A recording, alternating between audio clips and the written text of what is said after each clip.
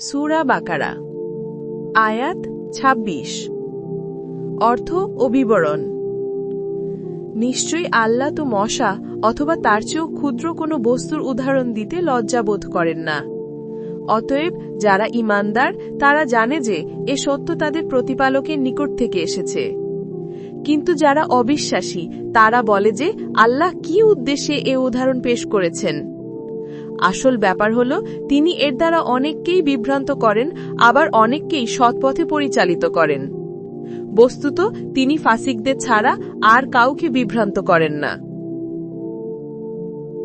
কোন কাফির কুরআন মাজিদের উপর প্রশ্ন তুলেছিল, এতে মশা, মাছি, মাকড়সা ইত্যাদি দ্বারা উদাহরণ দেয়া হয়েছে কেন? এটা যদি সত্যিই আল্লাহর কালাম হতো তবে এতে এমন তুচ্ছ জিনিসের উল্লেখ থাকত না। বাহুল্য এটা এক অবান্তর প্রশ্ন, কেননা উদাহরণ সর্বদা বিষয়ের সাথে সঙ্গতি রেখেই দেওয়া হয়। কোনো ক্ষুদ্র তুচ্ছ জিনিসের উদাহরণ দিতে হলে এমন কোনো জিনিস দ্বারাই দিতে হবে যা ক্ষুদ্রতা ও তুচ্ছতায় তার অনুরূপ হয়। এরকম করা হলে তা বক্তব্যের ত্রুটি নয়, বরং তার বৈদগ্ধ্য ও অলঙ্কারপূর্ণতারই দলিল হয়। অবশ্য এটা তো কেবল তাদেরই বুঝে আসার কথা যারা সত্যের সন্ধানী এবং সত্যের প্রতি বিশ্বাসী। যারা কুফরকেই ধরে রাখবে বলে কসম করে নিয়েছে তারা তো সর্বদা সব রকম কথাতেই দোষ খুঁজবে। এ কারণেই তারা এই জাতীয় অবান্ত কথাবার্তা বলে থাকে।